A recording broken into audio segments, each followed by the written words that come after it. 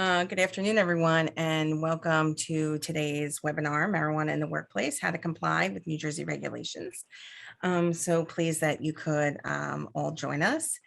As you all know, or perhaps may know, in February, a law was passed in New Jersey legalizing and regulating cannabis use and possession for adults 21 years and older.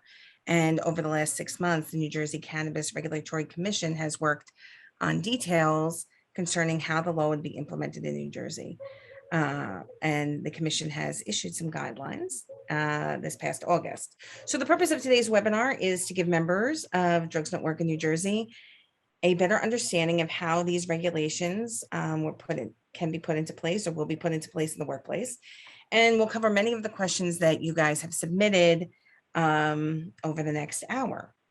Our panelists for today are two attorneys with expertise in employment law in New Jersey, and they'll guide us through this recent legislation and regulations the best they can, or with the most information that is available right now. Lauren Marcus is a shareholder at Littler Medelson, and she represents and advises employees on various aspects of employment law and regulatory, advises and counsels clients on a wide variety of day-to-day concerns, including leaves of absence issues, wage and hour questions, and handbooks and policies. So welcome, Lauren. Thank you for joining us today.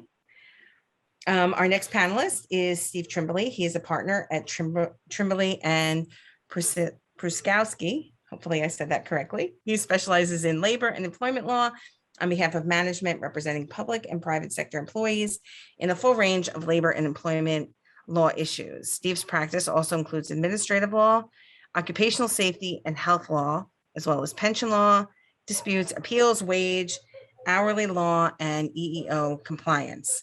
Unfortunately, our third panelist, Brian Pete, a partner at Lewis Brisboe, was called away to an urgent matter, and he will not be able to join us today, but he does wish us our best on this event and hopes to join us at another future webinar. So Steve and Lauren, we're so grateful and appreciative for you to share with us your expertise, and let's just jump right into it. Lauren, we'll start with you. There were 180 pages of regulations that came from the Cannabis Regulatory Commission in August. Can you give us some insight and history on how we came to be where we are today? Hey, thanks, Angela, and good afternoon, everyone. I'm glad to be here. So as you will quickly learn over the next hour from Steve and myself, unfortunately, the regulations do not have as much information as we had hoped. So I think it probably makes sense for us to just kind of go to the beginning and just, remind everyone, or those of you who were unable to attend our last webinar, where we are, why we're here, and what's going on in New Jersey. So as Angela said, in February, New Jersey passed legislation. The governor signed a bill that legalizes recreational marijuana for adults over 21 years old. There are several different aspects of this law regarding who can buy, who can sell, market information, but as it impacts employers, the big key takeaway from the statute is that employers are not permitted to take any adverse employment action against employees or applicants based on their off-duty use of marijuana products. So basically, marijuana use, once marijuana was legal in New Jersey, is a protected characteristic, and employers can't take adverse action against anyone based on this. So what does that mean? Basically, the law says that you can still drug test, which we will get into. You can still prevent people from using marijuana at the workplace, but your hands are tied with regards to how you test for it and what actions you take. One of the key aspects that was supposed to be coming was part of the legislation's plan on how employers could prevent marijuana use in the workplace is implementation of what they call a workplace impairment recognition expert. They refer to this as a wire. So basically, there are going to be these wires that are able to assess individuals by reasonably objective signs to see if they are impaired at the workplace and that is going to be part of the assessment on whether employers can take adverse action against employees.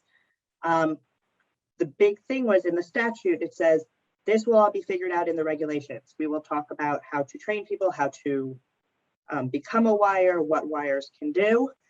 And the regulations came out, and as Angela said, they are 180 something pages, and they consist mostly of what towns can do to prevent the sale in their town, how people can opt into the program, how you can sell, how to get licenses, and really only address employment by saying, hey, we haven't issued the regulations about a wire, so you are out of luck, employers. We will come back to you later. The big takeaway from all of this is that the law had an effective date of immediately in February when it was signed, but it said the employment provisions did not become operative until the regulations took effect. The regulations have taken effect. So the big thing for everyone in this webinar today to know is that this statute is fully operative. It is now in effect. It now impacts employers, but we still don't know what a wire is, how to become a wire, and therefore how to judge whether someone is impaired in the workplace. I'm sure this is raising tons of questions and panic, but Steve and I will definitely address this over the next hour, but that's kind of a very brief, condensed overview of where we are. I'm sure Steve has stuff to add to this, so please. Just to jump in quickly, we'll get into detail of the employment protections and how it limits what an employer can do with respect to cannabis use, because we have to rewrite our vocabulary. Yes. Cannabis is a stuff that is sold legally through a licensed vendor to persons aged 21 or older who cannot have more than 6 ounces in their possession or use at any given time. Anything that does not meet that definition is called marijuana and is still considered technically illegal, although the criminal penalties have been greatly reduced. Also, technically, the employment protections only apply to the use of lawful marijuana. I can tell you that 9 times out of 10, you're not going to be able to tell the difference unless you happen to see the employee buy it from a sketchy drug dealer. So as a practical matter, this is going to apply to almost all positive test results for THC-bearing products. What the regulations purport to tell us, because they did not create the WIRE program, is that the physical evaluation requirement that the statute imposed is not required, quote unquote. And we'll touch on that later, because that regulation, this is not the first time I've seen a state agency tell the public, don't pay attention to what the statute says, we're not enforcing it yet. But that raises a lot of legal issues, because if the statute says you must do something and an agency then tells you don't worry about it, you don't have to, that's problematic. But we'll get into some of the greater details as the hour progresses. Thanks, Steve. I think you're right. There is a lot of confusion with that and so many other things, as you and Lauren touched on. So we'll move on. Can we spend some time on hiring and termination? If an employer does not want to hire a potential employee because the applicant uses marijuana, is that something that's possible or legal now? And what if the employer wants to terminate an employee for use of a marijuana? What is an employer to do? Steve, do you want to take this first and then we'll move over to Lauren? Sure. The bottom line is that once the lawful cannabis comes onto the market, generally you will not be able to refuse to hire somebody because they use it, and you cannot terminate somebody because they use it. The statute talks about prohibiting adverse action against anybody solely because of the presence of cannabinoid metabolites in the employee's body fluid. That is a failed drug test. So what you are saying is that the mere fact that you use the substance standing alone cannot be a basis for an adverse employment decision or refusal to hire. And as I said, in theory, this only applies to lawful cannabis, but the practical reality is that any user of a THC product is going to have some level of protection. And the mere fact that they test positive or that they are known to be an off-duty user is not going to be enough for you to deny them employment or to terminate them. There are two caveats to that. First, as many of you know, there are federal laws that require certain employees to be drug tested at pre-hire and during the course of employment, such as anyone who holds a CDL and operates a commercial motor vehicle. The federal law supersedes our state law. You are still required to comply with those requirements. So in that case, you could refuse to or decline to hire somebody. And also, there's a prohibition against use, consumption, possession, sales, transfer, transporting, impairment, or even display of any cannabis product in the workplace or use of impairment cannabis product during work hours. So to those limited circumstances, you can still take adverse action and refuse to hire someone if they're silly enough to come to their first day of work or to a job interview while impaired. Those would be the two exceptions to the rule that off-duty cannabis use is protected. The statute. Can I stop you just for 1 second? Yeah. It's Angela. No, we were just wondering, just on that topic before you move on. Can an employee ask for proof of legal marijuana or legal cannabis versus marijuana? If you could just touch on that as you. Okay, you mean the employer? Yeah. That is one possible response if somebody tests positive, to ask them to produce proof that they purchased the marijuana legally. I do not, having fought my way through 180 pages of regulations, the vendors are required to provide a detailed receipt, date and time of purchase and the amount of purchase. So that document does exist. That is one possible way to go if you want to fight the battle about whether the marijuana was lawfully purchased or not. But again, we're still in our early days, and look, if somebody can't produce proof, now you're not terminating them, quote, quote, solely because of a positive test. But that's one possible area that an employer might consider in this issue. What I was going to say is the statute does permit you to use pre-employment screening, random testing, and regular screening to determine whether cannabis is being used during work hours. So you can resort to that type of testing solely to determine present impairment, not to determine, as you used to be able to do, that the employee is a user. But we'll discuss that, as we'll discuss, even those tests raise issues. Apparently, there was no consideration given to, I know in the field of alcohol, they talk about the functional alcoholic. There was no consideration given in the statute to the possibility of a functional stoner, if you will, somebody who is using, is under the influence, but isn't displaying it. So, and that would be a quick summary of the law with pertaining to hiring and termination as it now stands. Thanks, Steve. Lauren, you have anything you can add to that? I see a lot of questions coming in asking about the safety sensitive positions. So I just want to emphasize, Steve pointed out the carve-outs in the law as it stands. And it's really just federal law and federal contracts. If we're going to lose money under a federal contract, or if, the Department of Transportation says you need to have a drug-free workplace, do that. They did not include safety sensitive exemptions. They did not include carve-outs for other positions. This is probably, at least in my practice, the number one issue I'm seeing. I work with a lot of construction clients, a lot of people who have safety sensitive positions. This has been a real issue. It is on the radar.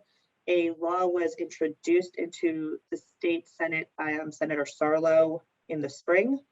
It did not go anywhere. The New Jersey legislature is currently not expected to return until after the November election. So I don't expect movement on this really anytime soon. But the short answer is no, there's really nothing you can do. If you have a safety sensitive position, you still can't terminate someone just because they test positive for marijuana or for cannabis. Sorry. So yeah, I have to change my lingo too.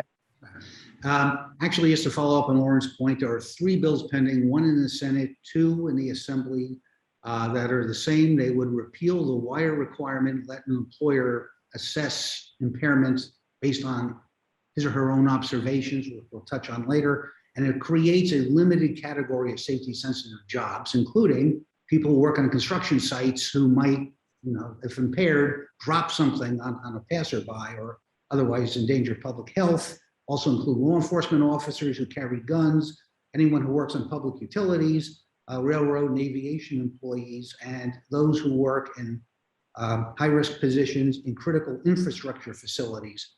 It's kind of scary that we need to amend the law to cover them, but it gives you an idea of how broad the scope is right now. There is no safety-sensitive exception.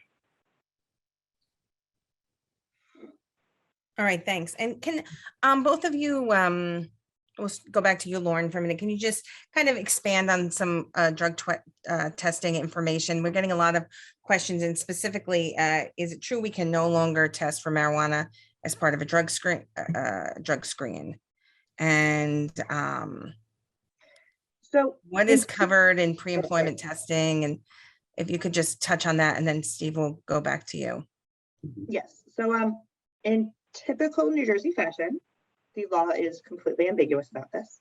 So the law very explicitly says you can continue all testing. You can do pre-employment testing, you can do reasonable suspicion testing, you can do post-accident testing. However, and this is like the big but in the room, you cannot take adverse action against someone based solely on the presence of cannabinoid metabolites in their system. So from a practical standpoint, pre-employment screening for marijuana, for like cannabinoid metabolites, I don't know what that gets you. I think, it's very hard. It's unclear why it's permitted if you can't necessarily take action. If someone's not working for you yet, you can't show that they are under the influence. I suppose if someone shows up impaired to an interview and you happen to have a wire at the time and they say someone's impaired, maybe you could do something. But one thing to also remember is that technically, as of right now, New Jersey's medical marijuana law is also still in effect. Under the medical marijuana law, if an individual tests positive during a pre-employment screening, there are certain obligations the employer must follow, including sending a letter, notifying them of their test results, giving them a certain amount of time to respond with proof of use, and engaging in the interactive process to see if we can accommodate that use. With recreational marijuana becoming legal and protected for employees, I think there is a policy consideration of not doing it at all, because you can really not hire someone because they test positive, and then all you're doing is opening yourself up to suddenly have to engage in the interactive process and go down this whole other road of knowing someone's potential disability or something along those lines, which is information you don't necessarily want to know as an employer. So I guess the short answer is yes, you're technically allowed to test, but you can't do a whole lot with those test results for pre-employment screening. So unless you fall into one of those exemptions that Steve had mentioned, it doesn't seem as though there's much benefit to the employer in getting that information. Steve, do you have anything to add to that one? No, I think that's true. I mean, and the same thing applies for the random testing for cannabis, because yes, you're allowed to do it, but unless you have evidence of current impairment, there's not much you can do with it. So you have the kind of perverse situation in which your random test is sort of a reasonable suspicion test in reverse. You get the positive result, then look for the evidence that the person was impaired. It would seem that the only one possible purpose to continue doing the testing is sort of a prophylactic measure to just remind everybody they can't be impaired at work. And if they're going to use the substance off duty, they better make sure they leave enough lead time for the impairment to wear off. But other than that, it does become a policy decision that each employer has to make, whether a pre-employment screening for cannabis is worth the effort and time when there's so little you can do with it, and possibly expose yourself to the claim of disparate treatment due to the person's known cannabis use. And just in case there's some confusion on the issue, these limitations that we just discussed only apply to cannabis. They do not apply to any other controlled substance or even alcohol. It's just cannabis itself that carries these extra protections. Thanks, guys. I think that's really insightful. I know we've already talked about safety sensitive positions, but um, Steve, maybe you could just expand a little bit on random testing. We're getting some questions, especially certain positions, drivers, police officers, teachers. Are there any exceptions at all? And where does random testing, what is allowed? Is it allowed? And any insight at all you can give us on that? And then Lauren will go to you. Okay, well, random testing is basically in the same place as pre-employment testing is. It's limited in purpose only to determine whether somebody is impaired on the job at that moment.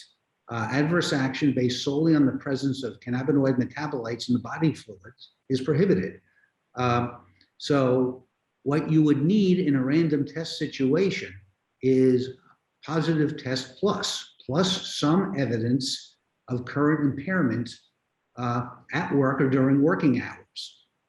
In order to, and only then would you be justifying taking adverse or corrective action on with respect to this respect to the test results, even if we were to accept what the Cannabis Regulatory Commission is telling us about the wire requirement and the physical evaluation requirement being repealed, you still would need to show something other than simply a positive test result. You would need to show impairment on the job, which greatly reduces the effectiveness of random testing, other than, I guess, as a sort of a, again, prophylactic device to remind employees that they can't be impaired on the job and that the random testing is still going to be undertaken to make sure that the employees aren't impaired on the job.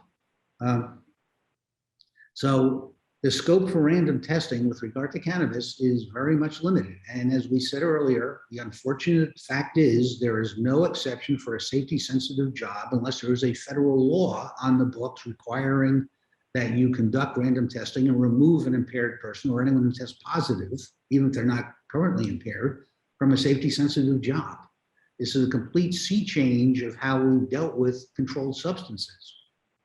The issue about someone not necessarily currently being impaired but testing positive was never addressed because the conduct was illegal. And as one court put it, why an employer should not have to hope that employees will engage in illegal conduct only during off-duty hours. But now that it's become legal, we've seen the change. And the state wants to provide protections to lawful cannabis users. We can speculate why that would be, but that's now the law that we have to live with. And unless one of these three pending bills pass and are amended to expand the scope of safety sensitive positions, there's not much you can do.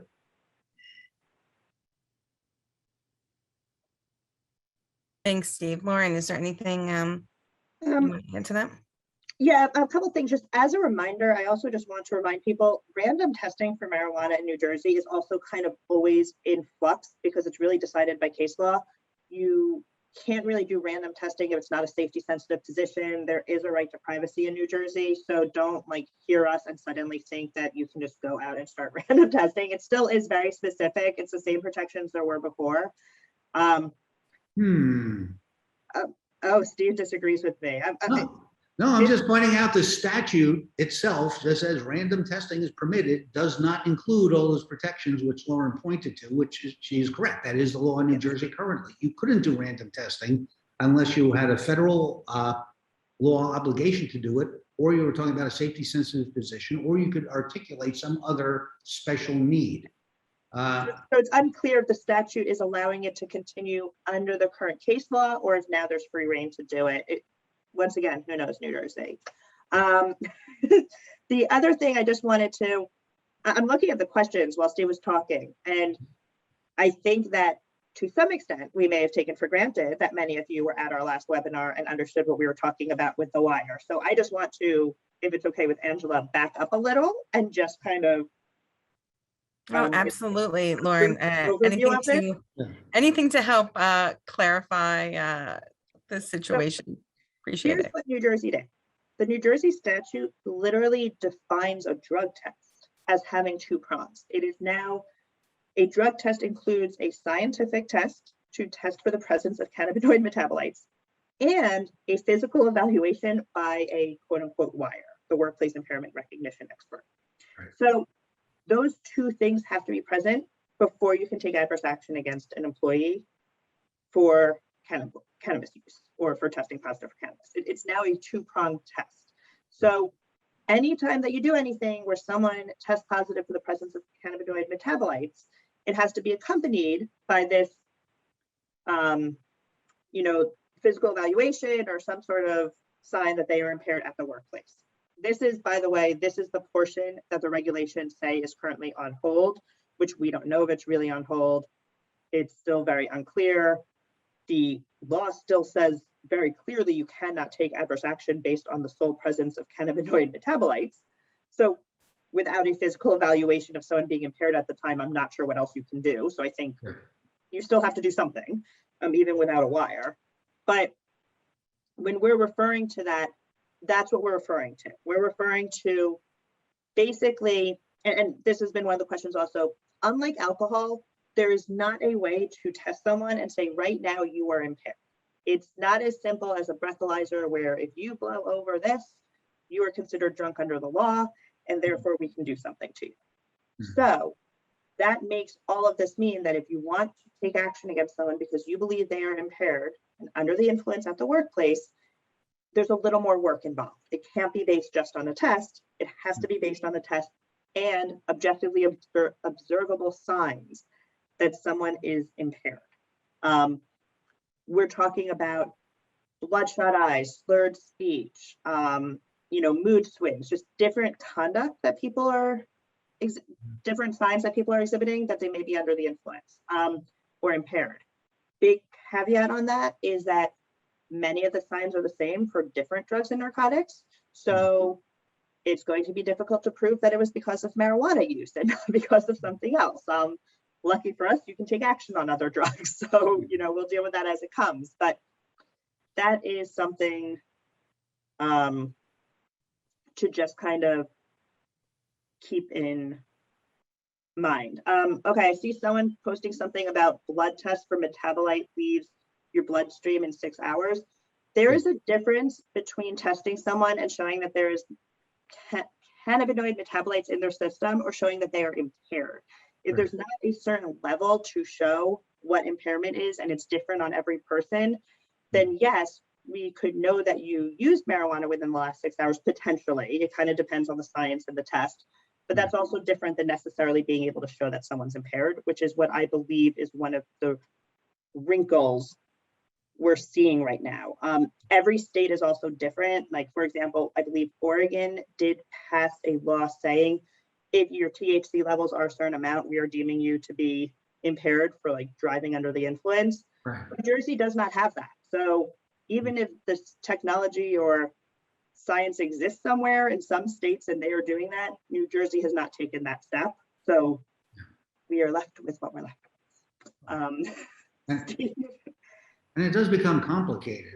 There are 4 tests currently recognized, scientifically recognized for THC. Blood and saliva are not reliable because the THC can leave the bloodstream and the saliva while the person's still impaired, so you can get a false negative. Whereas the urine tests and the hair tests, the cannabinoid metabolites can remain in the body fat and in the hair long after the impairment is passed. And what makes, to get into the science, when the body breaks down THC, there are 2 metabolites. One causes impairment, and that leaves the body relatively quickly. What stays in the body is the non-impairment metabolite, which is one of the reasons why testing for current impairment is so difficult. There was some talk about some companies have marketing THC breathalyzers. There's no evidence that they're reliable. And even this issue of the wire, which is supposed to be a program that the Cannabis Regulatory Commission is going to create, is going to certify people to perform this function. They're very close to the drug recognition experts that we see in law enforcement. And in other states, some states do not recognize drug enforcement recognition experts as experts because they consider it too subjective. And so it does become a tricky issue. I would think that that if you have a positive test combined with evidence of impairment, that should, I would think, be enough to give rise to an inference that a person is impaired, and at least put the burden on them to say, no, it's because I'm sick. No, it's because I have this other condition. But the law is not at that point yet. Right. And just to build off of that very quickly, that is probably, when people are asking about post-accident testing and things, one way to really help protect you to the extent possible under this law is to really kind of button down your employment policies and what you can do to employees and how you treat infractions and poor performance. Because often when we think someone is impaired, it is because of other issues, and you can always just discipline for those underlying issues. There's no reason you can't have a policy that people cannot crash company trucks and vehicles. And it doesn't matter if they test positive for marijuana or not, like we're just not okay with that. And so I think it's very important to look at the underlying conduct and maybe work on some policies to try and help make that the underlying reason for disciplinary or corrective action or termination, as compared to relying on the positive test. Right, and that would apply to any kind of workplace misconduct. Like if one recent case we had where someone was driving a forklift around a parking lot in a high speed while leaning out of the driver's seat with a big grin on his face, that was enough. That's enough to take disciplinary action against the person. I think there was a sense that you test them for drugs and the person tests positive. Well, that makes the case easy because now look at this, you tested positive. But don't forget that the conduct that would give rise to a reasonable suspicion will very often be sufficient grounds for disciplinary action in the first place. And look, for example, merely possessing cannabis at work is grounds for which you can take disciplinary action even under the statute, even if the person is not impaired. You don't need to send the person for a drug test in those circumstances. So just bear in mind, you have a lot of authority to take corrective action based on conduct without the need to go through the step of a drug test. Thanks. I think that was really helpful information. So just to kind of summarize, your policies should have a strong basis in what can and cannot be done, and what can be disciplined for, regardless of the marijuana usage. Would that be accurate? Yes. Yeah. Okay. So I know we're getting a lot of questions in the chat. Specifically, there's a lot of comparison between other states and New Jersey's policy. Lauren, can you just touch on that, about how New Jersey's policy perhaps compares to other states, and what it means if that other states are doing other things? And then Steve, we'll go to you for some feedback on that. Yeah, I think one big thing for everyone to remember is that when New Jersey passed this law, it was actually the first state that protected off-duty use of marijuana. Other states have legalized marijuana, but they did not go so far as to say you could not take action against someone based on their off-duty use. Cannabis, sorry, Steve, cannabis. I'm telling you so. But, other states didn't go that extra step. New York, which came right at our heels and actually went into effect before, or became operative before our employment provisions became operative, they took that step. But New York and New Jersey are the states that are doing this. So it's very hard to look at other states and look to other states, because even states that are known as being very liberal and legalizing certain drugs before us, they did not take that step of making it protected conduct. This is, as Steve I think mentioned before, this is like the equivalent of a lawful off-duty conduct law with regards to certain drug use, which New Jersey's never had and which other states haven't really taken the step of adopting. So I think that it's not surprising that there are some bumps in the road and maybe some issues that employers and other different groups in the state feel have not been properly addressed. I'm sure that they will come up and be resolved either through the courts or through legislation. But New York and New Jersey are kind of in a new place right now, and a new frontier. So I think we have to see where it goes. Thanks. And Steve, any feedback on that? No, I think that's correct.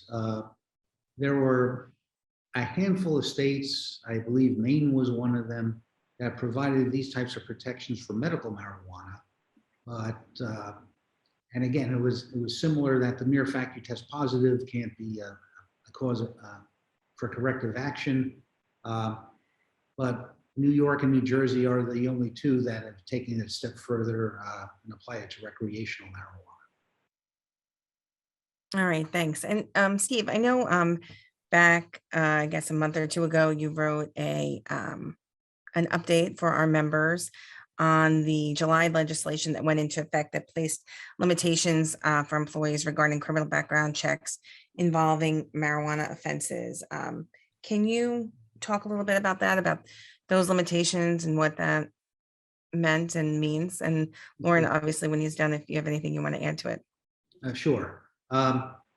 When Governor Murphy signed the marijuana law into the cannabis law, excuse me, into effect, he also signed legislation concerning criminal histories. And the statute took effect July 1 of this year, and it limits the ability of an employer to inquire and to take action based on a criminal history for certain specified marijuana offenses. You cannot rely on those arrests, charges, convictions, or adjudications of delinquency when making employment decisions, which would not only include hiring, but would include any kind of assignment decision, promotion decision, or such. It is no longer permitted for you to require applicants to disclose or reveal those specified convictions. And it also, as I said, prevents you from taking adverse action against an applicant solely on the basis of those prior actions. Again, the word solely being key. If there's other reasons for you to turn the applicant down, well, not only did he get arrested, he was involved in other acts of wrongdoing. You can take those into account, but you can't rely solely on the specified offenses. These would basically, without boring everybody into detail, these would be the low-level offenses, the possession offenses, low-level use, possession of so-called drug paraphernalia, and coming into possession of a controlled substance and not immediately surrendering it to law enforcement. That's not another conviction that you cannot consider. Again, this all applies to the specified list of convictions. There are exclusions for law enforcement employment, corrections facilities, the judiciary, homeland security, and emergency management personnel. Also, once again, if there is a federal law that requires you to screen for marijuana-related criminal histories, you must follow that federal law that prevails over the state law. The penalties for the first violation is an enforcement action by the Commissioner of Labor, $1,000 for the first violation, $5,000 for the second, $10,000 for each subsequent violation. Those are the sole remedies that are available. The good news is you cannot be sued by the employee or anyone else if you violate or allegedly violate the statute. An actual or alleged violation cannot be introduced as evidence in any other case, and it does not create or abolish a quote-unquote standard of care for you as an employer that might be applied in other cases. So the sole remedy is a penalty by the Department of Labor. You can't be sued over it. And what you would need to do based on this law is to review and amend your criminal history background check policies for compliance with it. You would need to determine whether you have a federal obligation to test for these prior convictions. If you don't, you need to screen them out of your background checking process.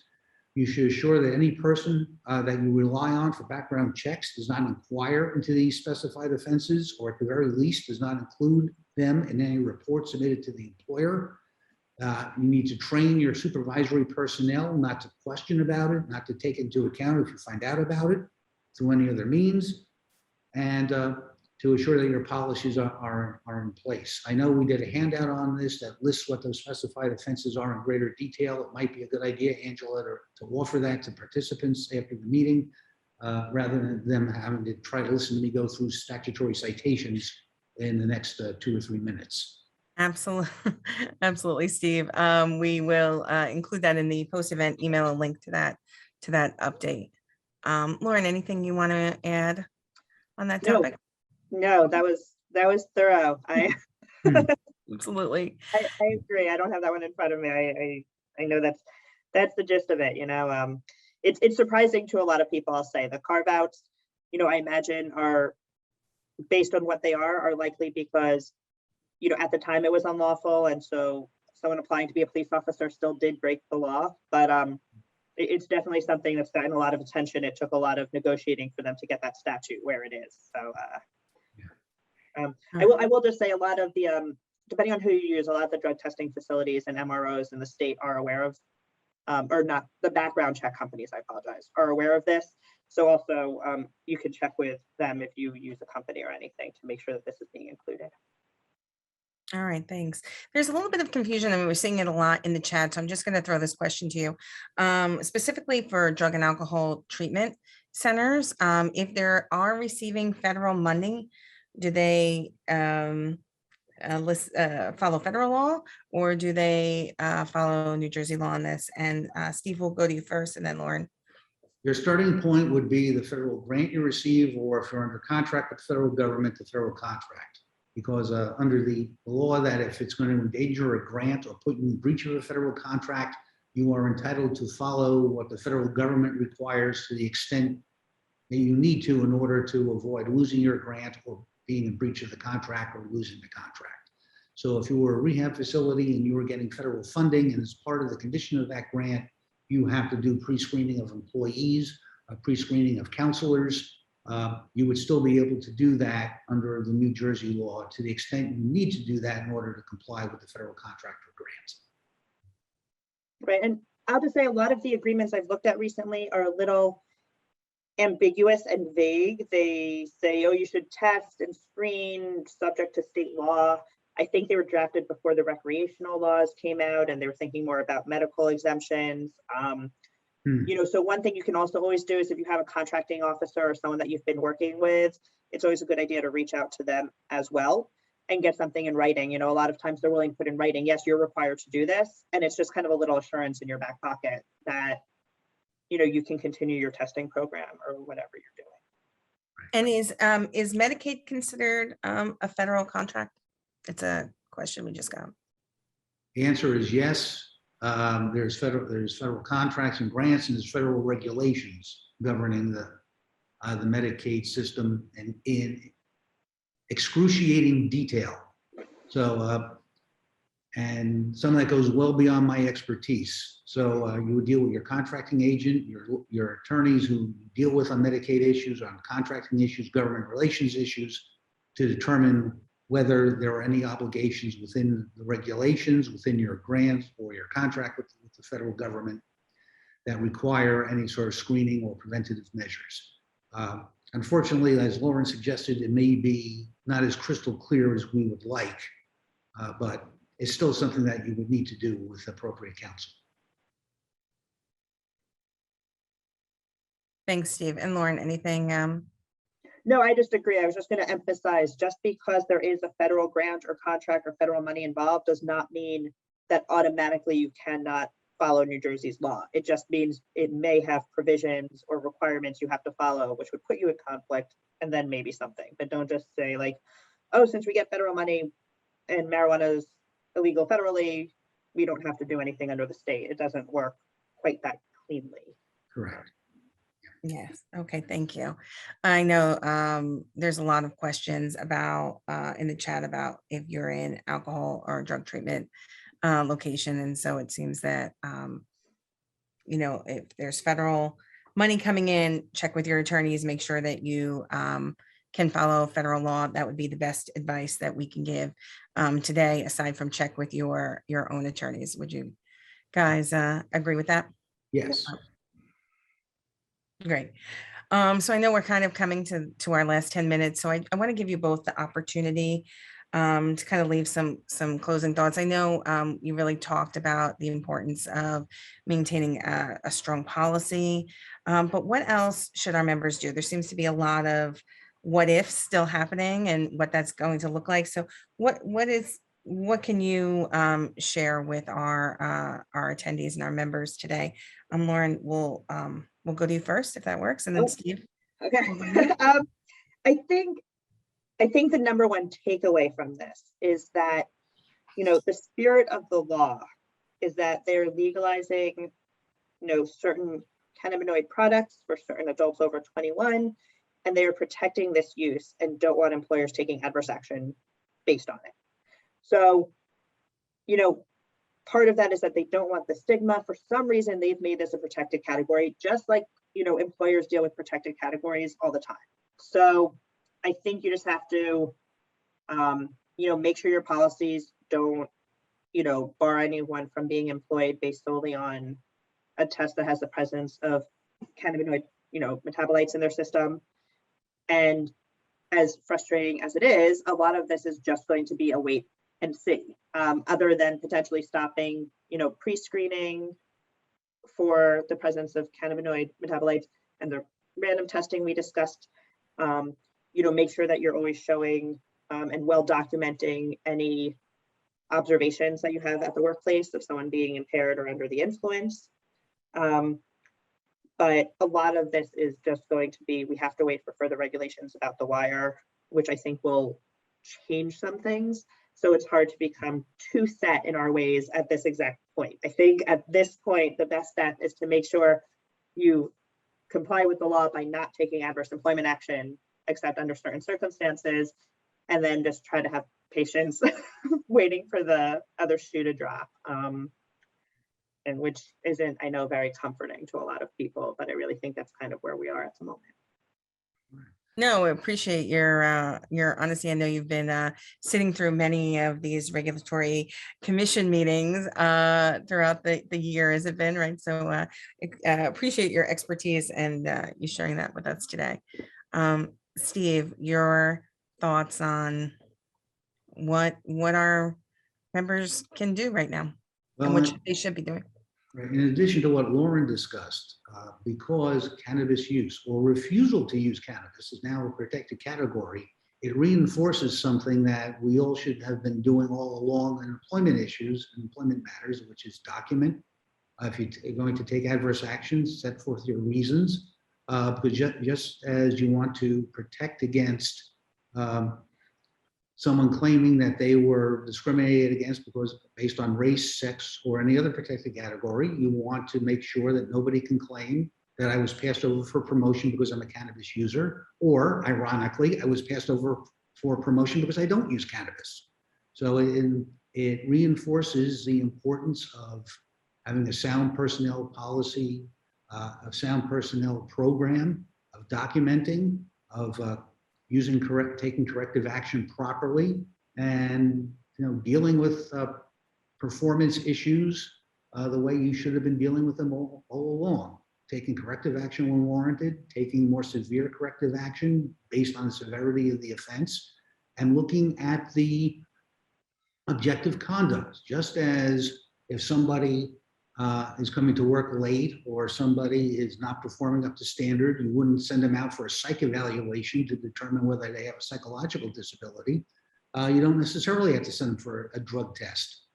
Take corrective action based on that alone, but also, again, bear in mind that because somebody now has yet another protected category they could raise against you, document your reasons, document your actions, be consistent, treat similar cases similarly, distinguish between them if there's legitimate grounds to distinguish between them, and be prepared to defend your actions. And one final comment I would make, talk to your local legislators. If your company has any connection with the legislature or any lobbying function, talk to them to support Senate Bill 3525, Assembly Bill 5522, and Assembly Bill 5508. Those are the ones that would not only repeal the wire requirement, but would also create at least the beginning of a safety-sensitive function exception to the prohibitions that we see in the state law. And if, in the ideal case, lobby for an extended definition of what constitutes safety-sensitive. I would say that anybody who could previously be randomly tested for drugs should fall within a safety-sensitive exception. But And that is basically what I would have to add.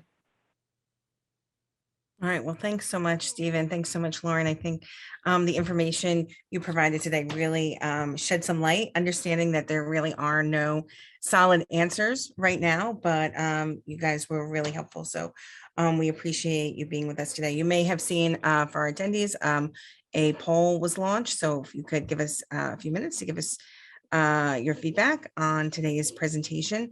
I want to make note that many of the things that were referenced today, the list that Steve talked about, and the update that he provided, they'll be sent to you, as well as a recording of this webinar, a link to recording of this webinar after the event later this afternoon. It will also be on our website, ddw.drugfreenj.org.